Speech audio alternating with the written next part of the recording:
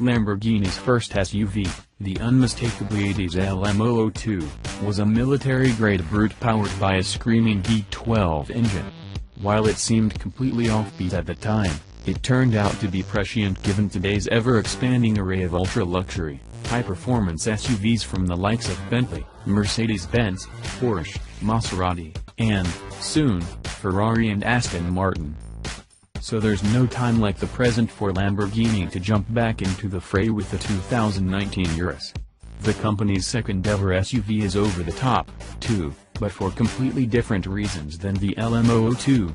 The Urus, which derives its name from an ancient species of cattle, stuns with its 641 horsepower, extrematic wedge-shaped silhouette, and its ambition to be as capable around a racetrack as it is on the sand dunes. Under the hood is the first turbocharged engine ever to be installed in a production Lamborghini, and the first V8 in many decades. It shares its 4.0-liter displacement and twin turbochargers with the V8 installed in many other Volkswagen Group products, but Lamborghini insists that the design is its own, a claim augmented by the V8's distinctive sound. Output sits at 641 horsepower and 627 pounds-to-foot of torque, each number second among sport utes only to the decidedly lower-rent, 707 horsepower Jeep Grand Cherokee Trackhawk.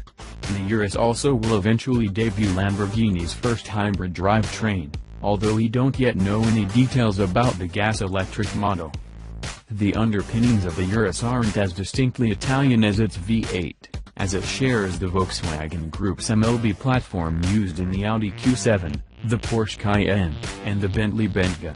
At 201.3 inches long, and riding on the 118.2-inch wheelbase, the Urus is 1.7 inches longer than the Q7 and 7.4 inches longer than the Cayenne Turbo.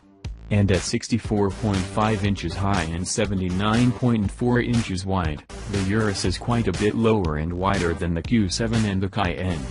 Lamborghini assures us that the Urus will outperform each of those corporate cousins, with a claimed top speed of 190 miles per hour, 3 miles per hour higher than the Bentayga, and a reported 0 to 62 mile per hour time of 3.6 seconds.